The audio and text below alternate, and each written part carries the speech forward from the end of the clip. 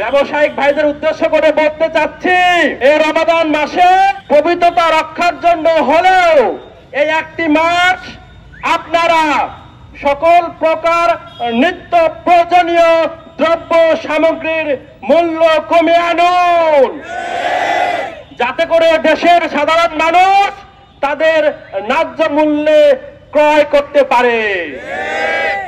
সংগ্রামী তাওহীদ জনতা, বাংলার সাধারণ মানুষদেরকে, সকল শ্রেণীর মানুষকে আমি আহ্বান করতে চাই, আপনারা আসুন, এই রমাদানে রোজাদারদের কষ্ট লাঘবের স্বার্থে সকল প্রকার নিত্য প্রয়োজনীয় দ্রব্য সামগ্রীর মূল্য কমিয়ে বাজারে যারা কালো বাজারি করে, টেন্ডারবাজি করে এবং বিভিন্ন গ্রুপিং করে দ্রব্য মূল্য বৃদ্ধি করে, সেগুলোকে ভেঙে দিতে হবে।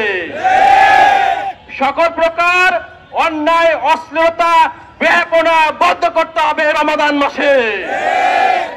রমাদান মাস আত্মশুদ্ধির মাস।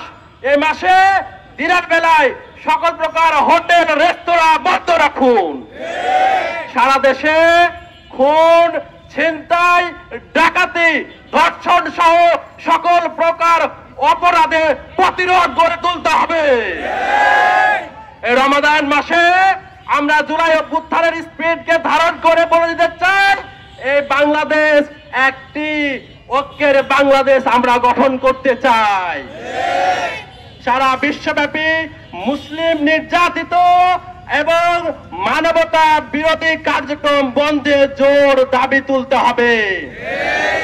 সংগ্রামী তাওহীদ জনতা, রমাদান মাস পবিত্রতার রক্ষার্থে আসুন আমরা নিজেরা তাকওয়া অর্জন করি, পাশাপাশি তাকওয়ার পরিবেশ তৈরিতে আমরা অগ্রণী ভূমিকা রাখি।